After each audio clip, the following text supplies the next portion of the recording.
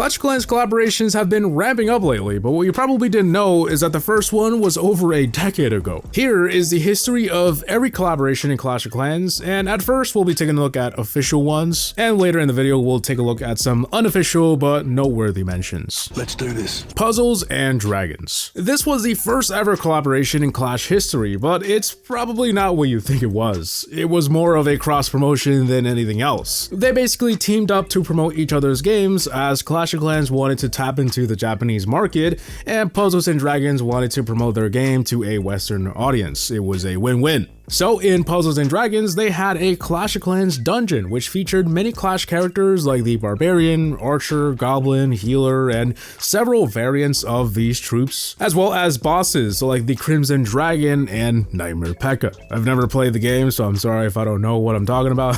Does the Mario version count? But basically, they had tons of Clash characters in the game. In the Clash of Clans side, in order to get ready for this promotion, they added the Japanese language as well as their flag as a decoration. In the game, there was also a inbox banner letting players know to check out this new Clash content in Puzzles and Dragons. It was like an advertisement. However, as much as I wanted to show you this, I looked for hours and it just seems like lost media at this point.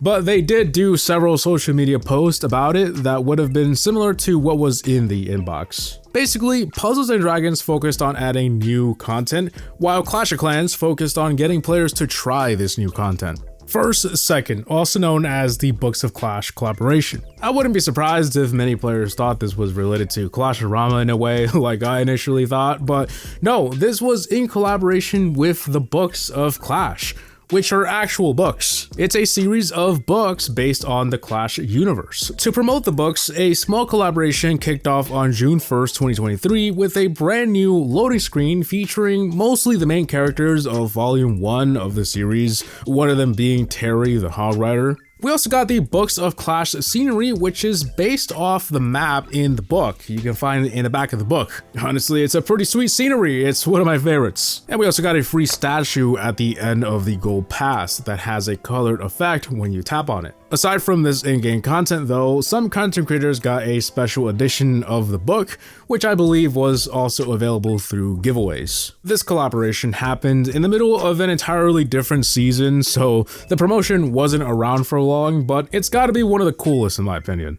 Chess.com. This collaboration was kicked off on September 1st, 2023, and it was an entire season revolving around chess, like the board game, which is what Chess.com is, a way to play chess online. Now, like many seasons, we got some new cosmetics, the chess scenery, which turned the village into a giant chessboard, and two new skins, the Chess Queen, which was included in the Gold Pass, and the Chess King, available for $10. The skins make them look like they're actual chess pieces. It's pretty cool. There were also a couple of game challenges that were inspired by chess, but that was it for the in-game stuff. There was also a cool animation of Clash characters playing chess. Even if you don't play chess, it's still worth a watch. I love all their animations. But that's not all. A custom chessboard was handmade and sent to a few lucky giveaway winners, and a couple of content creators who I think participated in the Chess Clash event. Speaking of, they also had some stuff over on that side. Not only were the board pieces made to look like Clash characters, but you could play against several bots that were Clash characters. Overall, this collaboration was pretty cool, and it even extended to Clash Royale, but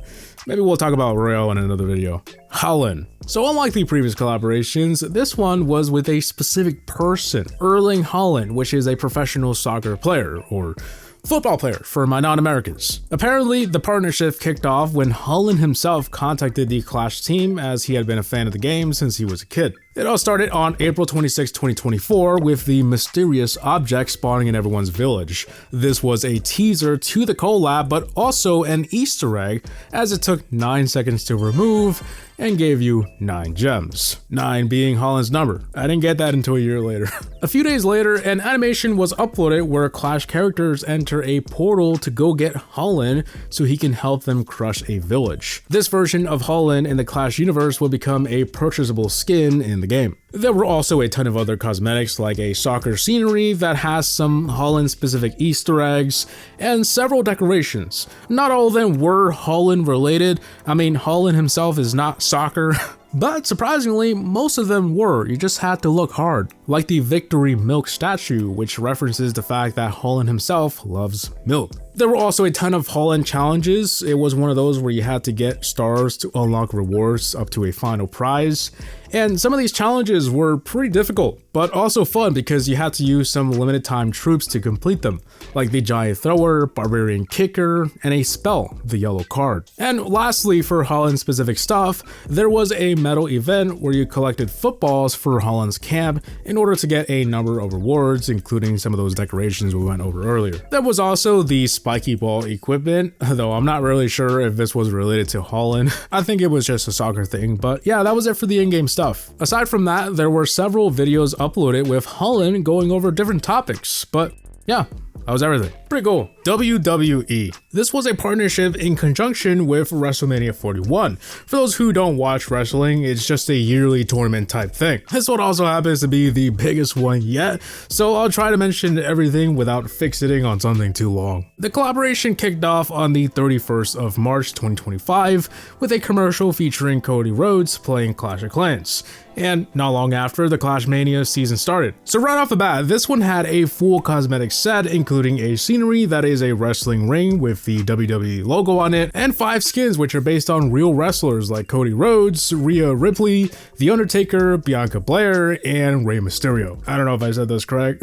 I just know 2 of them. There was also quite a bit of decorations, all themed after different aspects of wrestling and WWE in general. And some of these could only be won through certain events. So let's talk about those. As usual, there was a medal event, this one called Friend or Foe. Aside from decorations that you could earn from here, you could also unlock some temporary troops like the Disarmer, Giant, Kane, and the Yeeter, all of which were inspired by different wrestlers. Besides these troops being fun to play around with, they were also stationed in army camps. For the first time in Clash history, army camps could defend your village, or help destroy it. Depending on the color of the army camp, it would either help the attacker or the defender. It was as wacky and OP as it sounds.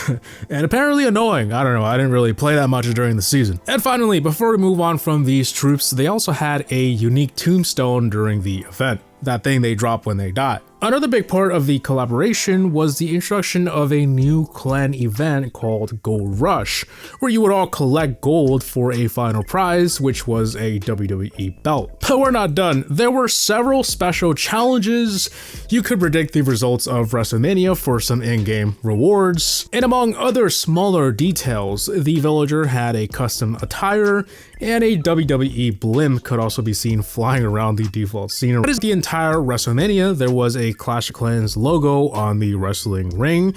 And finally, throughout their social medias and YouTube, there were several commercials, animations, skits. There's too many to show, but some of them were related to in-game events, and others were like funny commercials and interviews with wrestlers. I hope I was able to put all of that in a digestible form. This was certainly a massive collaboration. With that said, that wraps up the official collaborations. I mean, outside of the game, there are more plushies, board games, and apparel, but in this video, I thought I would just stick to gaming related stuff. And there are a couple more that people often regarded as a collab with a certain company, but they weren't official collabs, so we can't call it that. Like the tabletop RPG season, which is often regarded as the unofficial Dungeons & Dragons collaboration. This is because many of the references in the season were related to D&D, like the natural 20 decoration and a couple of challenges referencing Dungeons & Dragons. It's also interesting to note that 2024, the year this season came out,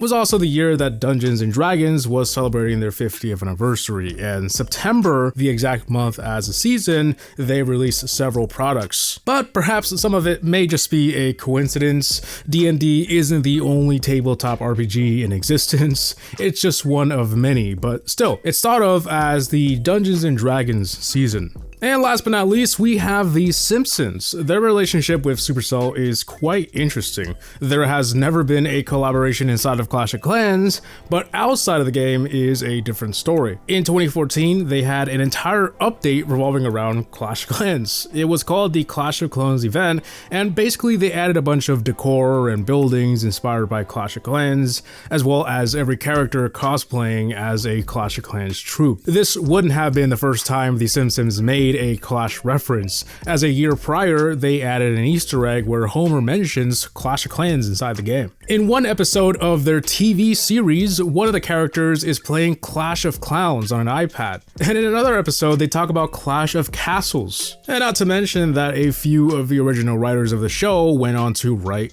Clash-orama. I just thought all of this was fascinating, as it's one of the longest recurring Easter eggs between the two. But yeah, that wraps up this video. I'm sure in 1 year from now there will probably be way more, but I was quite surprised at how many we had so far. Let me know what collaborations you would like to see in Clash of Clans. Me personally, I think a Minecraft thing would work. I don't know. With that said, I hope you guys enjoyed. But hey, before you go, YouTube thinks you'll like this next video, so why don't you check it out? As always, I'll see you guys in the next one. Peace!